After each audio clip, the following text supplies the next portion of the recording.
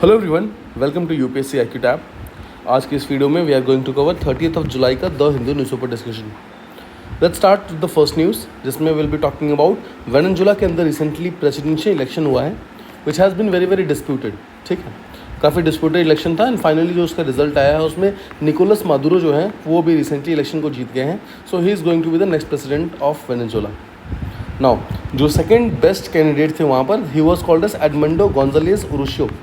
Now इन्होंने भी काफ़ी ज़्यादा क्लेम्स किए थे दैट द इलेक्शन के रिजल्ट जो है वो सही नहीं है, it is not fair, and इन्होंने गवर्नमेंट को फॉर्मेशन करने की कोशिश भी की थी, but obviously because Nicolas Maduro has one तो hello be forming the government. So just remember Venezuela के जो नेक्स्ट प्रेसिडेंट होने वाले हैं उनका नाम होगा Nicolas Maduro. Moving ahead, Indian scientist ने यहाँ पर एक नया जीन एडिटर खोज निकाला है। आपको याद होगा इससे पहले हम CRISPR-Cas9 का इस्तेमाल करते थे, CRISPR-Cas9, बट उसके अंदर एक बहुत बड़ी प्रॉब्लम थी, और क्या प्रॉब्लम थी उसको हम थोड़ी देर में भी समझेंगे। फर्स्ट थिंग्स फर्स्ट, जो न्यू जीन एडिटर निकला है उसका नाम क्या है? It is FN-Cas9 enzyme. इससे पहले क्या था? CRISPR-Cas9, अब अभी आ गया है FN-Cas9। नाउ ये एक एनहांस्ड जीन एडिटिंग सिस्टम है जो कि बेसिकली जीन्स को एडिट करने में हेल्प करता है, और ये CRISPR जो बेस्ड टेक्नोलॉजीज है उससे बेटर माना जा रहा है। कैसे? देखो, CRISPR-Cas9 की प्रॉब्लम क्या थी? उसकी प्रॉब्लम को बोलते हैं ऑफ टारगेट प्रॉब्लम। इसका मतलब ये है कि जब CRISPR-Cas9 को इस्तेमाल करते हैं जीन एडिटिंग के लिए तो वहाँ पर देखा गया है कि ऑफ टारगेट इफेक्ट्स बहुत ज़्यादा हो रहे हैं। सिंपल शब्दों में कहा जाए तो एक पर्टिकुलर जीन को अगर जहाँ से एडिट करना है, लेट्स से कि अगर यहाँ पे एडिट करना है, तो अक्सर देखा जा रहा है कि उसके इम्पैक्ट्स यहाँ पर भी और यहाँ पर भी होते हैं। मतलब जो मेन टारगेट एरिया है उसके आसपास में भी उसके इम्पैक्ट देखे जाते हैं, और वो इम्पैक्ट होने के कारण वो बहुत ज़्यादा प्रिसाइजली काम नहीं कर पाता है CRISPR-Cas9। ठीक है, और स्पेशली देखो, अब CRISPR-Cas9 को अगर आप SP-Cas9 एंजाइम के साथ इस्तेमाल करते हो, और ये SP-Cas9 जो है कहाँ से निकलता है? वो स्ट्रेप्टोकोकस पाइजून्स बैक्टीरिया से निकलता है। देखो, SP का मतलब स्ट्रेप्टोकोकस पाइजून्स। सो स्ट्रेप्टोकोकस पाइजून्स बैक्टीरिया से निकला हुआ जो एंजाइम होता है SP-Cas9, इसको जब हम CRISPR के साथ इस्तेमाल करते हैं तो जो ये ऑफ टारगेट प्रॉब्लम है वो बहुत ज़्यादा देखी जाती है। इसी प्रॉब्लम को सॉल्व करने के लिए जो साइंटिस्ट है, स्पेशली जो इंडियन साइंटिस्ट हैं, उन्होंने यहाँ पर स्ट्रेप्टोकोकस पाइजीन्स को छोड़ करके फ्रांसीसेला नोविसीडिया इस टाइप के बैक्टीरिया, ये जो बैक्टीरिया है, इन बैक्टीरिया का इस्तेमाल करना स्टार्ट किया, और इसके तहत देखो F और N, फ्रांसीसेला नोविसीडिया, तो FN-Cas9 जो है उसको स्टार्ट किया ताकि ऑफ टारगेट इफेक्ट को ठीक कर सके, और वो यहाँ पर सक्सेसफुल भी रहे ये करने में कि उन्होंने FN-Cas9 को इस्तेमाल करके यहाँ पर ओवरऑल जो जीनोम बेसिकली प्रिसाइजली काटना था वो बहुत ज़्यादा प्रिसीजन इसके अंदर आ गया, राइट। और ओवरऑल जो यहाँ पर काफ़ी ज़्यादा डिविएशन था नॉर्मल से, जो ऑफ टारगेट का प्रॉब्लम था, वो यहाँ पर हट गया और प्रिसीजन आना इसमें स्टार्ट हो गया। तो इसमें ओवरऑल एप्लीकेशन क्या होगा? सबसे पहला एप्लीकेशन होगा कि म्यूटेशन सही तरीके से हम यहाँ पर आइडेंटिफाई कर सकते हैं और सही तरीके से हम प्रॉब्लम को सॉल्व कर सकते हैं। ये चीज़ सबसे ज़्यादा देखी जा रही है बेसिकली ब्लाइंडनेस के अंदर। ब्लाइंडनेस में जब भी कोई पर्टिकुलर प्रॉब्लम होती है तो वहाँ पर उसको अगर जेनेटिकली सॉल्व करना है तो वहाँ पर FN-Cas9 जो है उस प्रॉब्लम को सॉल्व कर पा रहा है। सेकंड, प्रिसीजन मेडिसिन के अंदर भी ये प्रॉब्लम सॉल्व कर सकता है FN-Cas9, बिकॉज बहुत ही प्रिसाइजली ये मेडिसिन को मॉडिफाई कर सकता है। थर्ड, जो क्रॉप्स हैं, क्रॉप्स को अगर आपको हायर यील्ड का बनाना है, उसके अंदर न्यूट्रिशनल वैल्यू इंक्रीज करनी है, तो वहाँ पर भी आप FN-Cas9 का इस्तेमाल कर सकते हैं। इसके अलावा अगर आपको और ज़्यादा एफिशिएंट जीन एडिटिंग सिस्टम्स मिलते हैं तो ऑटोमेटिकली आपके जो जेनेटिक डिसऑर्डर्स हैं वो ठीक होने के चांसेस और ज़्यादा बेटर हो जाएंगे और ज़्यादा इंक्रीज हो जाएंगे, उसकी थेरेपी ज़्यादा एक्सेसिबल और ज़्यादा इफेक्टिव हो जाएगी। मतलब CRISPR-Cas9 जो प्रॉब्लम्स फेस कर रहा था उन प्रॉब्लम को सॉल्व किया है FS-Cas9 ने। ठीक है, उम्मीद करता हूँ एक चीज़ आपको समझ आ गई है। ध्यान रखिएगा, इसको इंडियन साइंटिस्ट ने मिलकर बनाया है और इसकी पेटेंटिंग की बात कर रही है, मतलब इसके लिए पेटेंट लेने की वो लोग बात कर रहे हैं। Let's move ahead. यहाँ पर हम बात करते हैं इंडिया और चाइना के बारे में। इंडिया और चाइना के बीच में क्या क्या प्रॉब्लम चल रही हैं और चाइना के ऊपर इंडिया की डिपेंडेंसी किस तरीके से काफ़ी ज़्यादा है। तो इंडिया जब लगातार चाइना को हटाने की बात करता है तो वो एक्चुअली अपने ही प्रोडक्टिविटी को डिक्रीज़ कर रहा होता है इंडिया। बात करते हैं इसके बारे में, मतलब let's see the flip side. एक तरफ तो हम चाइना को हटाना चाहते हैं, बट सेकेंड तरफ क्या स्टेप्स यहाँ पर लेने चाहिए उसके बारे में बात करना भी उतना ही इंपॉर्टेंट है। पहले चीज़ देखो, समझो क्या है। रिसेंटली जो चाइनीज़ टेक्नीशियंस हैं उनको इंडिया ने वीज़ा नहीं दिया है, बहुत सारे वीज़ा के इश्यूज़ हो रहे हैं। नाउ इंडिया को ये समझना होगा कि जो इंडियन अथॉरिटीज़ हैं उनको ये समझना होगा कि जो चाइनीज़ टेक्नीशियंस हैं, मतलब जो काम करने वाले हैं, वो भारत में आकर के इंडिया में ही जो चाइनीज़ मशीन्स वगैरह हैं, जो हाई लेवल मशीन्स हैं, उनको बेटर तरीके से ऑपरेट करने में हेल्प करते हैं। बिकॉज इंडिया के अंदर उसकी स्किल गैप काफ़ी ज़्यादा है।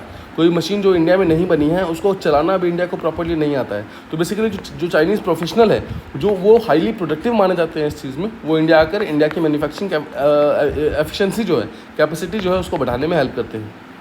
अगर आप इंडियन मैन्युफैक्चरिंग की बात करें तो बहुत सारी इंडस्ट्रीज़ जिसमें footwear industry, textile, engineering, electronics ये सब आते हैं, ये सब के सब कहीं ना कहीं चाइनीज़ एक्सपर्टीज़ के ऊपर डिपेंड करते हैं अपनी प्रोडक्टिविटी को और ज़्यादा स्ट्रॉन्ग बनाने के लिए, अपनी प्रोडक्टिविटी को मेंटेन करने के लिए। अगर चाइनीज़ टेक्नीशियंस ना हो तो उसके कारण इंडियन फैक्ट्रीज़ में बहुत ज़्यादा इशू स्टार्ट हो जाती हैं, बिकॉज बहुत सारी जो मशीन्स जो हम चाइना से और बाकी कंट्री से खरीदते हैं उसको हम इफेक्टिवली इस्तेमाल नहीं कर पाते हैं उनके हेल्प के बिना। तो यहाँ पर चाइनीज़ टेक्नीशियंस का इंडिया में आना बहुत इंपॉर्टेंट हो जाता है। इसके तहत हमें ये मालूम चलता है कि इंडिया कहीं ना कहीं इकोनॉमिकली डिपेंडेंट है आज भी चाइना के ऊपर। देखो, चाइना की बात करें तो चाइना एक लीडर की तरह इमर्ज हुआ है ग्लोबल टेक्नोलॉजी, एक इंडस्ट्रियल एडवांसमेंट है इस पर्टिकुलर फील्ड में। उसी कारण वो इंडिया के इकोनॉमिक ग्रोथ के लिए भी काफ़ी ज़्यादा इंपॉर्टेंट है। अगर आप इंडिया की बात करें तो इंडिया ने रिसेंटली जो रिस्ट्रिक्शंस लगाए हैं चाइनीज़ प्रोफेशनल्स के वीज़ा के ऊपर, उसके कारण इंडिया की खुद की जो एबिलिटी है इस पर्टिकुलर एरियाज़ के अंदर, मतलब उन मशीन्स को ऑपरेट करने की, वो कहीं ना कहीं डिक्रीज़ हो गई है।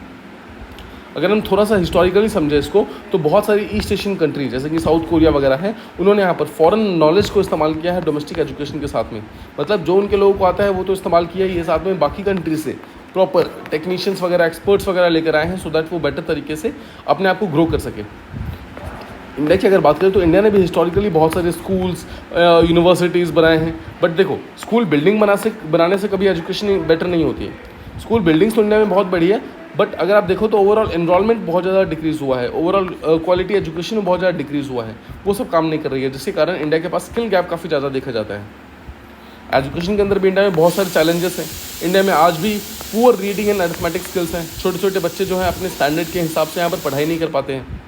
इसके अलावा इफेक्टिव एजुकेशन ना होने के कारण हम डिपेंडेंट है कहीं ना कहीं स्किल्ड फॉरेन टेक्नीशियंस के ऊपर, जो बाहर के लोग हैं जो स्किल्ड है उनके ऊपर हम डिपेंडेंट हो जाते हैं। तब जाकर इंडिया एक्चुअली ग्लोबली कम्पीट कर पाता है। तो भारत को यहाँ पर क्या करना होगा, अपने खुद के एजुकेशन पे, खुद के स्किल डेवलपमेंट के ऊपर बहुत ज़्यादा फोकस करना होगा, तब जाकर कहीं ना कहीं हमारी डिपेंडेंस यहाँ पर रिड्यूस होगी। इसके अलावा अगर आप पॉलिसी रिकमेंडेशंस की बात करें तो इस आर्टिकल में मेंशन किया गया है that rationality should prevail over nationalism.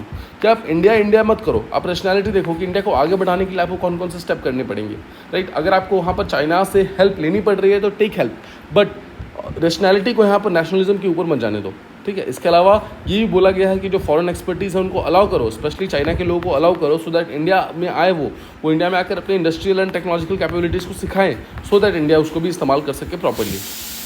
इसके अलावा अगर आप ग्लोबल देखो तो ग्लोबली भी बहुत सारे ऐसे इकोनॉमिक शिफ्ट्स हुए हैं, जैसे कंट्रीज़ लाइक मैक्सिको, वियतनाम, इन लोगों ने ऐसे ही अपॉर्चुनिटीज़ का इस्तेमाल किया था जिसको अभी इंडिया मिस कर रहा है। अब इंडिया के पास एक चांस है, बट इंडिया कहीं ना कहीं उसको मिस कर दे रहा है, और अगर इंडिया ने उसको सही तरीके से इस्तेमाल नहीं किया तो कहीं ना कहीं इंडिया इसमें पीछे रह जाएगा, और इस पर्टिकुलर फील्ड के अंदर आगे बढ़ना इंडिया के लिए बहुत मुश्किल हो जाएगा, ठीक है। तो इंडिया को यहाँ पर चाहिए साम दाम दंड भेद, यानी कि जो भी कुछ तरीका है उस तरीके से यहाँ पर अपनी कंट्री को बेटर करने के लिए यहाँ पर हेल्प ले, चाइना से, यूएसए से, अलग अलग कंट्री से, अपने आप को बेटर करने के लिए कोशिश करें, ठीक है।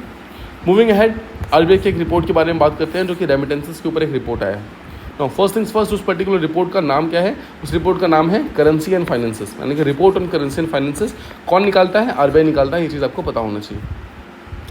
Let's move ahead. उन्होंने ये बोला है कि जो रेमिटेंसेस है, रेमिटेंसेस अभी 2023 की अगर बात करें जो लास्ट ईयर है उसमें जो हमारे 115 बिलियन डॉलर्स इतना रेमिटेंसेस इंडिया के पास आया था।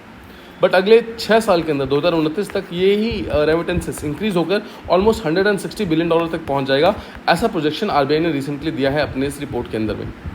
नाउ आपको ये पता होना चाहिए कि इंडिया जो है वर्ल्ड का लार्जेस्ट रेमिटेंस रिसीवर है, मतलब सबसे ज़्यादा रेमिटेंसेस इंडिया के पास आते हैं, जो कि पूरे वर्ल्ड का ऑलमोस्ट 13.5% होता है, ठीक है। और ये धीरे धीरे टाइम के साथ इंक्रीज ही हो रहा है।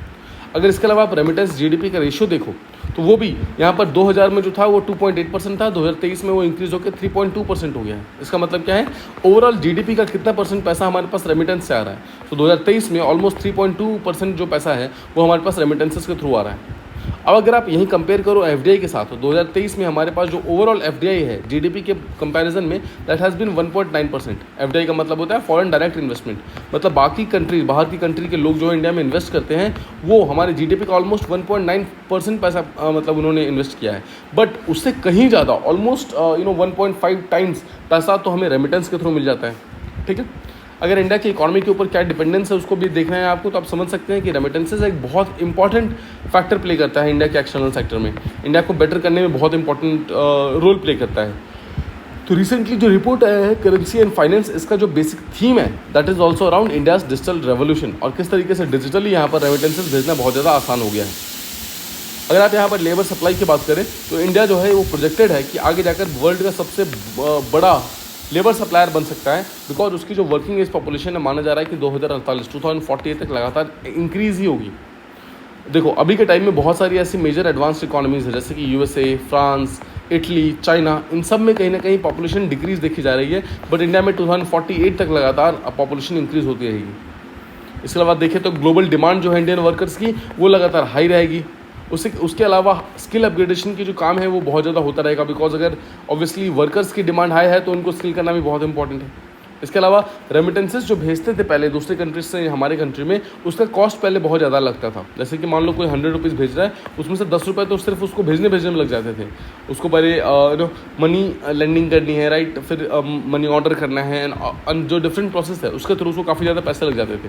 बट रिसेंटली जो डिजिटलाइजेशन हुआ, जैसे यूपीआई वगैरह से bank account to bank account directly पैसे ट्रांसफर हो सकते हैं, इससे क्या हुआ है कि जितने भी एक्स्ट्रा हिडन चार्जेस थे वो सब हट गए हैं, और जो ओवरऑल प्रॉफिट है वो इंक्रीज़ हुआ है, और जो टाइम टेकिंग था वो डिक्रीज़ हुआ है। ठीक है, सो इसके कारण जो कॉस्ट ऑफ सेंडिंग रेमिटेंसेज है वो भी ग्लोबली कहीं ना कहीं डिक्रीज़ हुआ है, और उसका मेन एम क्या है, उसका मेन कारण क्या था, डिजिटलाइजेशन।